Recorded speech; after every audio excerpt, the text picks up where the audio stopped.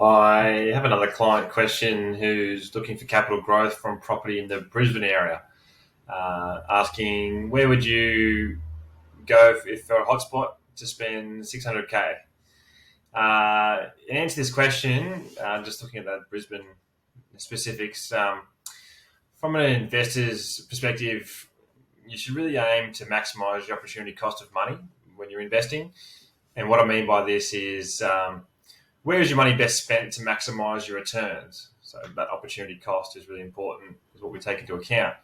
And that's why we like to be borderless investors throughout Australia.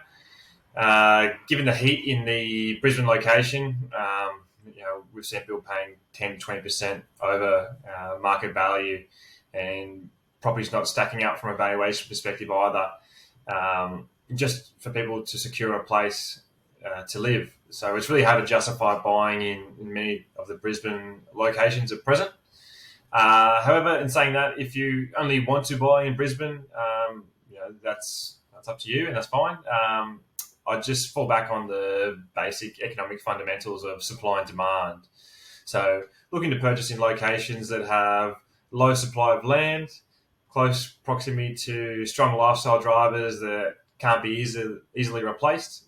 For example, we're looking at in Brisbane, rivers, canals, good views, parklands, shopping complexes, but obviously not too close to those. Just walking distance is always nice, just that convenience factor. Looking at public transport and also good schools is a good driver in that Brisbane location.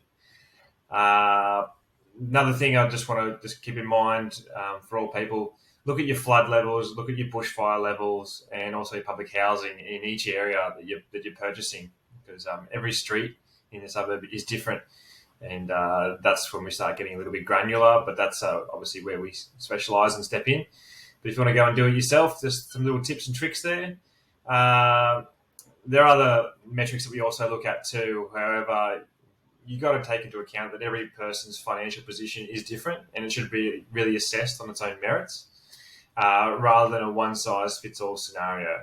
So that's taking into account, what's your cash flow like, what's your financial position, and also, more importantly, what are your goals, why you're investing. So little snippet there, and I hope that helps. As always, any questions, here to help. Thanks.